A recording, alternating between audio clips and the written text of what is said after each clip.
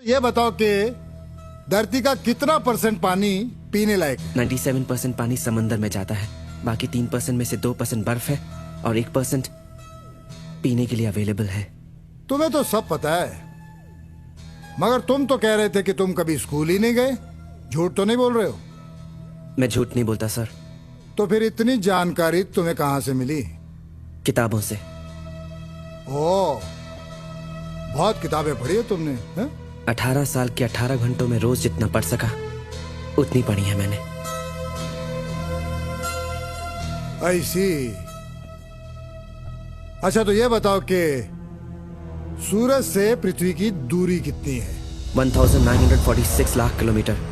Mercury 579, Venus 1082, Mars 2270, Jupiter 7783, Saturn 14270, Uranus 28696, Neptune 44966 and Pluto 51000 lakh kilometre दूर है सूरज से।